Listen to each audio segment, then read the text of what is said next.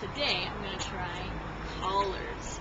I've always heard of collard greens, but it's like something I've never run across in my actual life. So I was at the garden today and I found this, I guess it's collards. I didn't know what it was. I've been just letting it grow and grow. Somebody else planted it because we have a community. And now no one is harvesting it, and it's huge. I was thinking it was like a cauliflower or something that never produced anything, so I've just been leaving it there. And then this morning I just said, I'm just going to rip this out and plant something else here. And I found the stick that had the name on it of what it was, and it says you're supposed to saute it or something like spinach. Cook it like spinach with butter.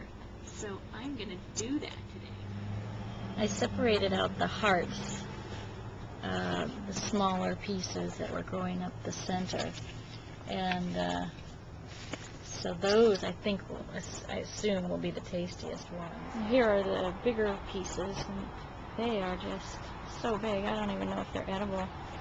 But I'm going to get online and try to find some recipes for collard greens. You know, the interesting thing about gardening is that if we saw this in the store and there was a bug hole like that, we would say, ew, we're not going to buy that. And yet, of course I'm going to eat it if it's coming out of my garden. There's nothing wrong with it.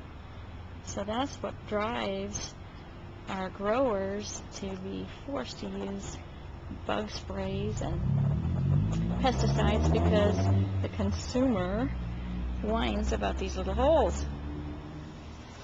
Well, I got online and it says collard greens are like totally edible when they're this size. That they're supposed to be that size. I never knew that. So you're supposed to remove the stems and chop it up, put it in a big pot, and boil it for an hour with some onions maybe, and then top it with salsa or something like that, or onions. And they said the water is where all the vitamins go. So you dip your cornbread in the water, and that sounds so good. So that's what we're going to do. So I just trim off these stems and cut it up. I mean, roll it up. It's probably going to be easier to cut up if there's some layers. And just drop it in the pot.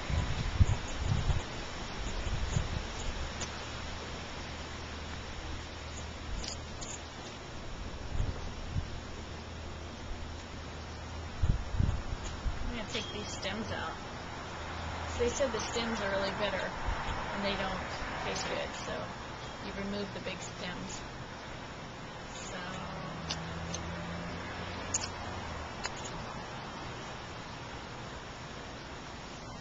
it was kind of an interesting story. They said it was the slaves coming from Africa who knew how to prepare greens, and the house that they lived in would maybe give them the greens left over that they didn't use, the greens of the tops of the turnips or the tops of the different vegetables, and they knew how to use the greens, so they were just happy with that.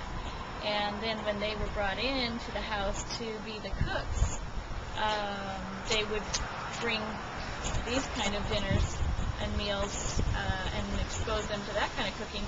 So now it's just considered Southern cooking to eat the greens, and they just call it a whole mess of greens.